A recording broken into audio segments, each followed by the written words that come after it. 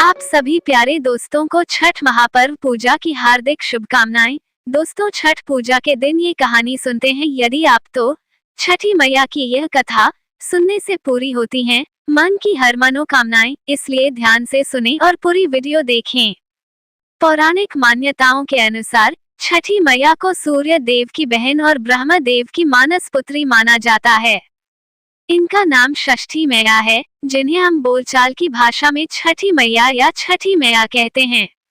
छठ पूजा में सूर्य देव के साथ इस देवी का पूजन करते हैं। एक प्रकार से सूर्य देव और छठी मैया भाई बहन हुए।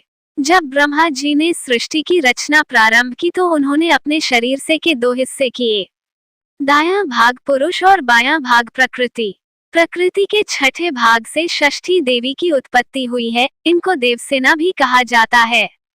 जो व्यक्ति षष्ठी देवी की पूजा करता है उसके मन की मुराद अवश्य पूरी होती है। दोस्तों, आज की कहानी ध्यान से सुनिए तो शुरू करते हैं आज की छठ मैया की अद्भुत चमत्कारी कथा। एक समय की बात है, एक राजा प्रियंवद थे जिनकी पत्नी का नाम मालिनी था।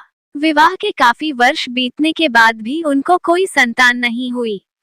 तब उन्होंने कश्यप ऋषि से इसका समाधान पूछा तो उन्होंने पुत्र प्राप्ति के लिए यज्ञ कराने का सुझाव दिया। कश्यप ऋषि ने पुत्र प्राप्ति के लिए यज्ञ किया और राजा की पत्नी मालिनी को प्रसाद स्वरूप खीर खाने को दिया।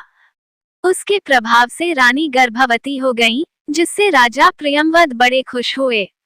कुछ समय बाद रानी ने एक पुत्र को जन्म दिया, लेकिन वह भी मृत पैदा हुआ। ये खबर सुनकर राजा बहुत दुखी हो गए। वे पुत्र के शव को लेकर शमशान गए और इस दुख के कारण अपना भी प्राण त्यागने का निश्चय कर लिया। जब वे अपना प्राण त्यागने जा रहे थे तभी देवी देवसेना प्रकट हुई। उन्होंने राजा प्रियंवद से कहा कि उनका नाम षष्ठी है। हे राजन, तुम मेरी पूजा करो और दूसरों लोगों को भी मेरी पूजा करने को कहो। लोगों को इसके लिए प्रेरित करो। देवी देवसेना की आज्ञानुसार राजा प्रियंवद ने कार्तिक माह के शुक्ल पक्ष की षष्ठी तिथि को छठ पूजा की। उन्होंने ये पूजा पुत्र प्राप्ति का कामना से की थी। छठी मैया के शुभ आशीर्वाद से राजा प्रियंवद को पुत्र की प्राप्ति हुई। तब से हर साल कार्तिक शुक्ल षष्ठी को छठ पूजा की जाने लगी। जो व्यक्ति जिस मनोकामना के साथ छठ पूजा का व्रत रखता है और उसे विधि विधान से पूरा करता है, छठी मैया के आशीष से उसकी मनोकामना अवश्य ही पूर्ण होती है।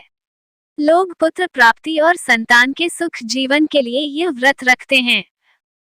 नमस्कार दोस्तों, बातें ज्ञान की YouTube चैनल में आपका स्वागत है। इस चैनल के द्वारा भक्ति, ईश्वर कथा, पौराणिक कथाएं, प्रेरक कहानियां और ज्ञानवर्धक कहानियों का विशेष संकलन आपको मिलेगा और आप ऐसे ही ज्ञानवर्धक वीडियो देख पाएंगे।